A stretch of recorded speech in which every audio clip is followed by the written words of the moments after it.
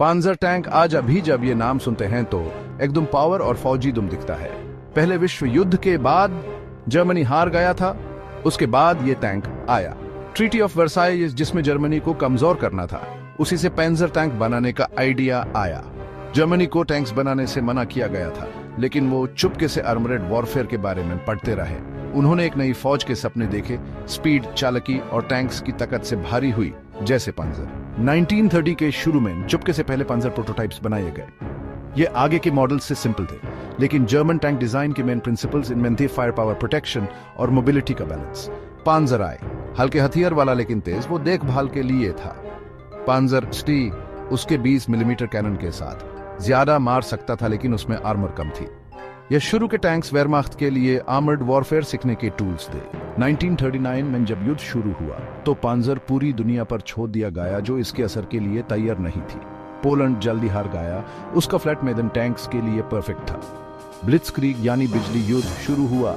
पांजर आगे बढ़कर दुश्मन के इलाके में घुस गए, स्ट्रॉन्ग पॉइंट्स को छोड़कर, और आफत और कंफ्यूजन मचा दिया। पांजर जो कभी एक सीक्रेट वेपन था, वो जर्मन फौज के वापस आने का निशान बन गया। दुश्मन के दिलों में डर भर दिया।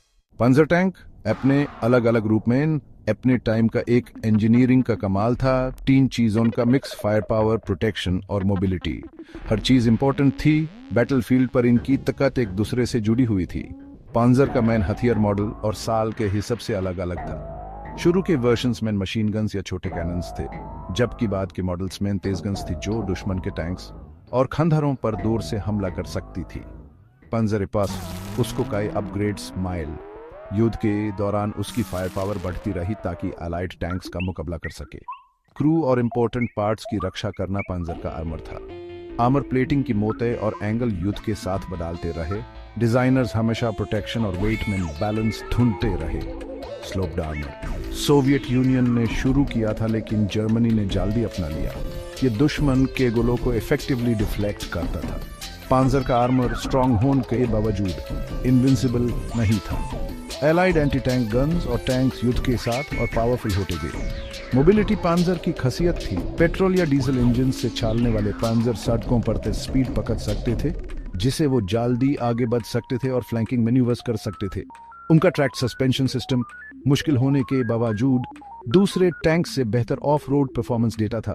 यह मोबिलिटी ब्लिट्जक्रीग के लिए जरूरी थी, जिससे पांजर्स ब्रेक थ्रूज का फायदा उठा सकते थे और दुश्मन के पीछे डिस्ट्रक्शन मचा सकते थे। पांजर टैंक अपनी पूरी ताकत के बावजूद सिर्फ एक लोहे के डब्बे से ज्यादा था। अंडर एडवांस्ड टेक्नोलॉजी थी उस टाइम के लिए, और टीम वर्क का कमाल था।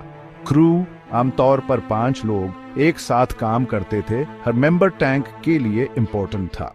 कमांडर अक्सर टर्रेट में टैंक की आंखें और कान था। वो देखभाल, टारगेट चूज करना और टैक्टिकल डिसीजंस के लिए जिम्मेदार था। गनर लोडर के साथ मिलकर मेन गन चलाता था, एक काम जो प्रेशर में स्किल और प्रिसीजन मांगता था। ड्राइवर अक्सर सबसे छोटा और कम एक्सपीरियंस्ड बैटलफील्ड में टैंक चलाता था, अपनी कम विजन और कमांडर के इंस्ट्रक्शंस पर निर्भर था। रेडियो ऑपरेटर दूसरे टैंक्स और हेडक्वार्टर से कांटेक्ट में रहता था। कोऑर्डिनेशन और ऑर्डर्स देने के लिए जरूरी था। पांजर के अंदर जगह कम थी।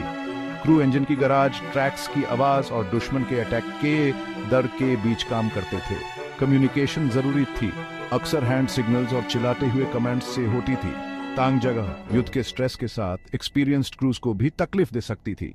पांजर टैंक सिर्फ एक हथियार से ज्यादा युद्ध के एक नए दौर का प्रतीक बन गया। इसका मिलिट्री सोच और बैटलफील्ड टैक्टिक्स पर बड़ा असर पड़ा। युद्ध लड़ने का तरीका बदल दिया। ब्लिट्जक्रीग वेयरमाख्त ने वर्ल्ड वॉर 2 के शुरुआती सालों में परफेक्ट किया, पांजर की ताकत दिखाई। ब्लिट्जक्रीग स्पीड, सरप्राइज और आर्मर्ड फोर्सेस के इस्तेमाल पर निर्भर था। पांजर्स डाइव बॉम्बर्स के साथ दुश्मन की लाइंस को कमजोर जगह पर तोड़ देते थे। फिर पांजर डिविजन्स आगे बढ़कर दुश्मन को घेर लेते थे और खत्म कर देते थे। ब्लिट्जक्रीग पोलैंड और फ्रांस के खिलाफ शुरुआती कैंपेन्स में काफी असरदार रहा। अलाइड फोर्सेस तैयार नहीं थे और उनकी चालाकी फेल हो गई, लेकिन पांजर का राज हमेशा नहीं रहा। युद्ध के साथ अलाइड फोर्सेस ने अपनी टैक्टिक्स बदली और नए हथियार बनाए जर्मन टैंक्स का मुकाबला करने के लिए। एंटी टैंक गन्स पावरफुल हो गए, जबकि टैंक डिस्ट्रॉयर्स जैसे अमेरिकन M10 और सोवियत Su-85 पांजर्स पर दूर से हमला कर सकते थे।